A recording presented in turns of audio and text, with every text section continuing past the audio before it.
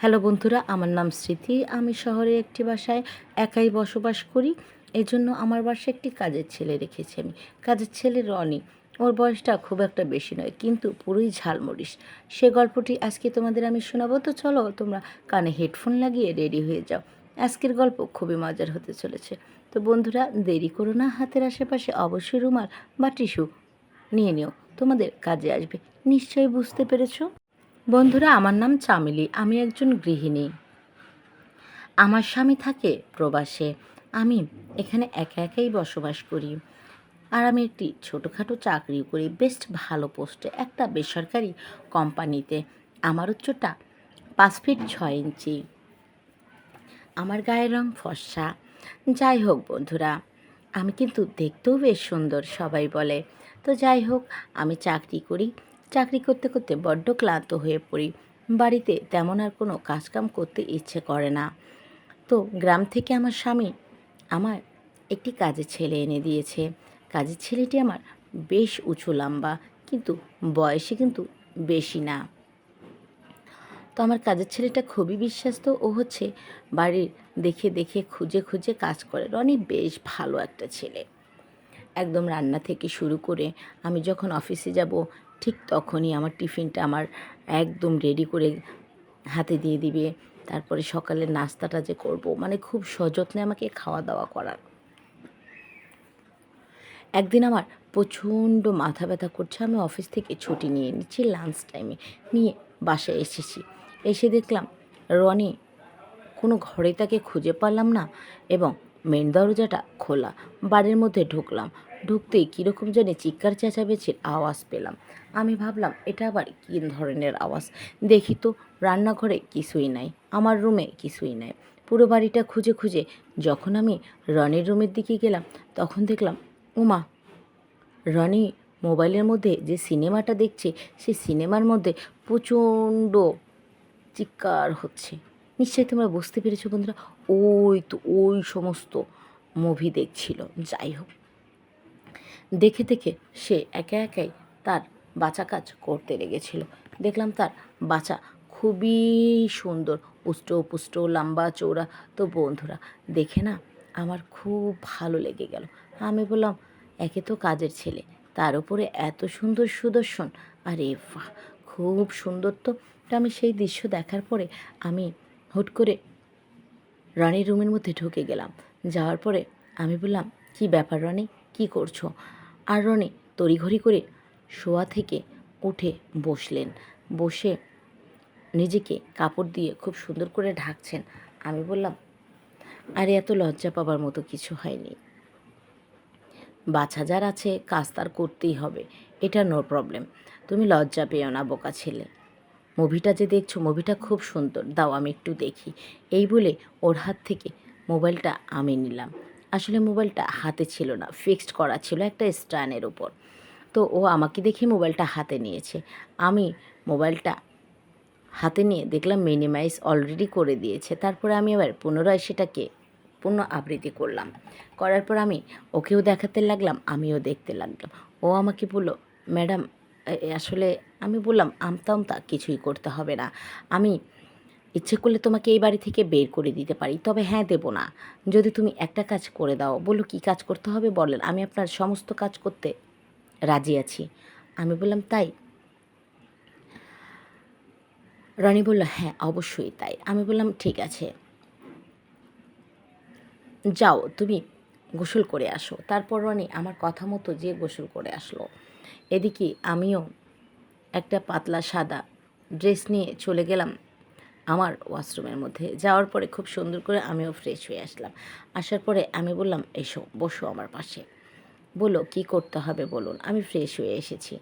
আমি বললাম, হ্যাঁ করতে হবে না, করো, আসো।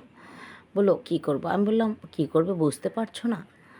কাজ করতে হবে, আর কি করবে, এসো না। এই বলে ও আমতা আমতা করছিল। আমি ওর হাতটা টেনে আমার পাশে বসিয়ে দিলাম। দেওয়ার পরে আমি বললাম, কিছু না, তোমাকে খাওয়াতে চাই, পেটটা ভরে খাওয়াবো, তুমি অনেক ক্লান্ত। এই কথা বলতে রনি আমার মুখের দিকে ধ্যাপ ধ্যাপ করে তাকিয়ে থাকলো। আমি বললাম, তাকিয়ে লাভ নেই, এসো খাওয়াবো। ব্যাস এই কথা বলে ওর হাতটা টান দিয়ে ধরে ওকে আমি গালে তুলে না খাইয়ে দিতে লাগলাম খুব সুন্দর করে। তো বন্ধুরা, এত মজা করে ও খাচ্ছিল কি আর বলবো, ওর পেটে অনেক ক্ষুধা ছিল, ও ধীরে ধীরে ধীরে ধীরে সবটাই খেতে লাগলো খাবারগুলো। তো এত মজা করে যে খাবে তা সত্যি আমি জানতাম না। কথায় আছে না, গোলমরিচের ঝাল বেশি। তো ও দেখতে বেঁটে বুটে বয়স কম, কিন্তু ওর ঝাল আছে, এটাই শেষ পর্যন্ত আমি রেজাল্টে পেলাম। তো অনেক সুন্দর করে ও হচ্ছে মজা করে করে খাচ্ছিল। আসলে ও নাকি কচি কচি পেয়ারা অনেক পছন্দ করেন। তো পেয়ারা অনেক মজা করে করে কচমচ কচমচ করে খেলো।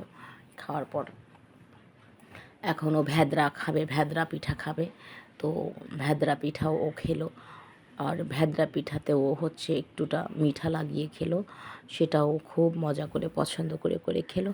আমিও একদম মানে উঁচু করে করে গালে তুলে তুলে খাইয়ে দিলাম খুব সুন্দর করে করে। বন্ধুরা, নিশ্চয়ই তোমরা বুঝতে পেরেছো। তারপরে তো ওর হচ্ছে উলো পিঠা এতটা সুন্দর কি বলবো তোমাদের, ও হাতের মধ্যেই ধরে আছে আমায় উলো পিঠা খাওয়াবে। তো এতটা সুন্দর দেখে আমি ওর উলো পিঠে না খেয়ে থাকতে পারলাম না।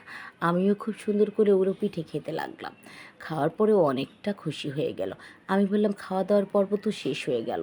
হ্যাঁ, প্রায় 1 ঘন্টার মতো করে খেয়েছো, বাপরে বাপ, এত ক্ষুধা তোমার পেটে, খাও মন ভরে খাও। আমি এটাই ওকে বলছিলাম, খাও আরও খাও, পেট ভরে খাও, মন ভরে খাও, আত্মাটা ভরে খাও। আর ও খাচ্ছিল। যাক, খাওয়া দাওয়া শেষ। এবার বললাম, তোমাকে কিন্তু এবার মাঝায় গামছা বেঁধে কাজে নামতে হবে। বাড়ির কাজে কিন্তু মোটেও ফাঁকি দেওয়া যাবে না, ঠিক আছে? বলল, ঠিক আছে। তারপরে ও সত্যি সত্যি আমার রুমের মধ্যে কাজ করতে লেগে পড়লো। তো বন্ধুরা, ও যখন ঘরটা মুছছিল ফ্লোর, হ্যাঁ, তখন তো বুঝতেই পারছো বন্ধুরা, এদিক ওদিক ঘুরিয়ে ঘুরিয়ে ঘুরিয়ে ঘুরিয়ে যখনও মানে ঘর মোছা যে স্ট্যান্ডগুলো হয়, সেটা তো অনেক অনেক মজবুত ছিল, অনেক সুন্দরও ছিল, বেশ হার্ডি উষ্টপুষ্ট ছিল। তো যতই ঘোরাঘুরি করুক, ভেঙে বেঁকে যাওয়ার কোনো রকম কোনো কায়দা নেই। অনেক দারুণভাবে ও ফ্লোরটা পোছাপাছি করছিল। যাই হোক, এতে করে আমি ওর কাজ দেখে আরও আনন্দ পাই, আরও খুশি হয়ে যাই। ওর কাজ অনেক পরিচ্ছন্ন। তারপরে ও কাজ করতে করতেই মাঝে মধ্যে একটু করে কমলার কোয়া মুখের মধ্যে দেন, আবার একটু করে পিঠাও ভেঙে মুখের মধ্যে দেন, আবার একটু করে ভ্যাদরা পিঠাও মুখের মধ্যে দেন। তাতে করে ওর বোধহয় খিদে মিটছেই না, এরকম আচরণ করছে। কিন্তু আমিও বাধা দিইনি। ওকে খাওয়াবো বলেই তো আমি পুরো খাবার টেবিল সাজিয়ে নিয়েছি। বন্ধুরা, তোমরা বুঝতে পারো নি। যাই হোক, তো ও যে খাচ্ছিল, আমি ওর খাওয়ায় কোনো রকম বাধা দিচ্ছিলাম না, ওকে আমি উল্টো গালে তুলে তুলে খাইয়ে দিচ্ছিলাম। তাতে করে আমারও প্রচণ্ড আনন্দ হচ্ছিল। মনে হচ্ছিল এরকম আনন্দ আমি জীবনে আর কখনো পাইনি। আমার স্বামীকেও আমি যখন গালে তুলে তুলে খাইয়ে দিতাম, তখন আমার এরকম আনন্দ হয়নি। কারণ আমার স্বামী তো খেতেই পারতো না। ওমা, 2-1 বার গালের মধ্যে কিছু তুলে দিলেই বাস বলতো, আমার পেট ভরে গেছে, আর খাবো না। এটা কি হয়? অন্য দেখি আমার পেটেও তো খিদের কোনো অভাব নেই। তো যাই হোক, ওকে আমি খাওয়াইয়াও মানে খুশি হইলাম, আমি খেয়ে নিজে খেয়েও খুশি হলাম।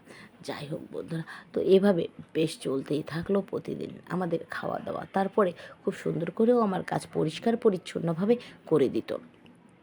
ওর শুধু পেট ভরে খেতে দিলেই হতো, ব্যাস অনেক সুন্দর করে আমার কাজকামগুলো করে দিত।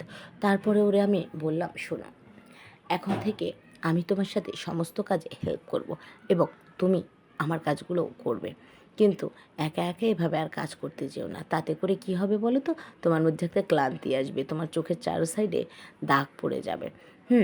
তারপরে ওই তো কোনো জায়গায় নরম হবে, কোনো জায়গায় চিকন হবে, কোনো জায়গায় ভারী হয়ে যাবে। তো এভাবে তোমার মানে ক্ষতির আর শেষ থাকবে না।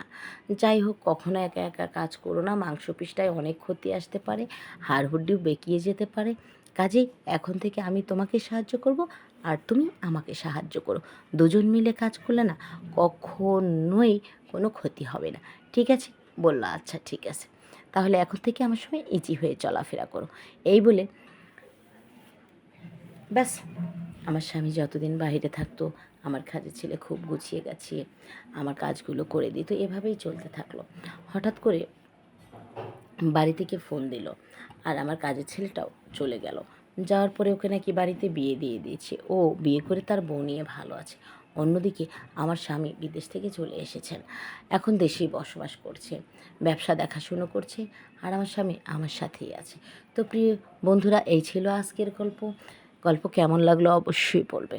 আসলে বন্ধুরা, ইউটিউবে অনেক কড়া নিয়ম আছে, যে নিয়ম কারণের কারণে অতটা খুলে গল্প বলা যায় না ইউটিউবে। যাই হোক, তো গল্প যদি ভালো লাগে অবশ্যই সুন্দর একটা কমেন্ট করে যেও, কী ধরনের গল্প শুনতে চাও তার জন্য সুন্দর একটা কমেন্ট করে যেও, একটা লাইক করে আর সাবস্ক্রাইব করে আমার পাশে থাকো। আর সবার আগে যেন ভিডিও পাওয়ার জন্য সাবস্ক্রাইব বাটনের পাশে যে নোটিফিকেশন বাটনটা আছে ওখানে একটু দাবিয়ে দিও, ঠিক আছে, যাতে করে সবার আগে ভিডিও তোমাদের কাছে পৌঁছে যেতে পারে। আজকে বিদায় নিচ্ছি, দেখা হচ্ছে নতুন কোনো গল্পের সাথে। সে পর্যন্ত সবাই ভালো থেকো, সুস্থ থেকো। Bye bye.